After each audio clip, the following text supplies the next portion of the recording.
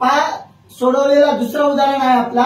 त्यांनी आपल्याला दोन बिंदू दिलेत रेषाखंड AB चे. समजा रेषाखंड असा आहे AB.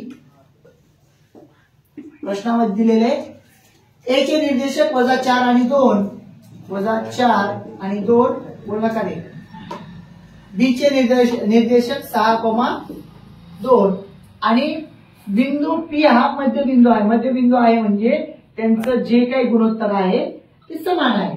मग मध्यबिंदूच्या सूत्रानुसार आपल्याला विभाजनाचं सूत्र वापरायची गरज नाही. मध्यबिंदूच्या सूत्रानुसार आपण P चे निर्देशक x, y शोधू. यायचं रेषाखंडाच्या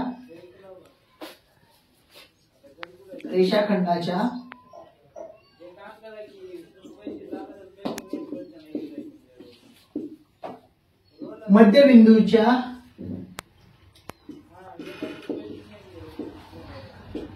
सूत्रानुसार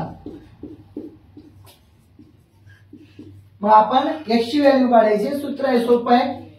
x बरोबर असते x बरोबर x1 अधिक x2 छेद 2. आता इथं x1 x2 कशाला म्हणायचं तर आपण जे A आणि B आहे त्यांनाच x1 y1 आणि याला x2 y2 असं म्हणायचं.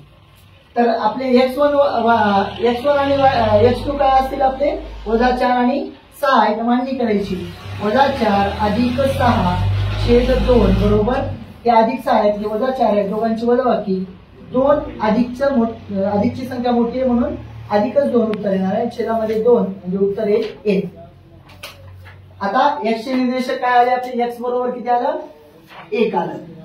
आता y साठी आपल्याला दुसरा सूत्र आहे मध्यबिंदूचा.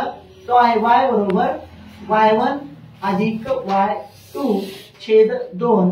y1 आहे तुमचं 2 आणि y2 आहे 2. 2 अधिक 2 आणि छेदामध्ये 2. दोघांची बेरीज 4. छेदामध्ये 2 2 1 2 दोन्ही 4 म्हणजे उत्तर आलं 2. y चे निर्देशक y ची किंमत काय आली 2 आली. झालं. P चे निर्देशक शेवटी द्यायचं. P चे निर्देशक x बरोबर 1 व y बरोबर 2 आहे.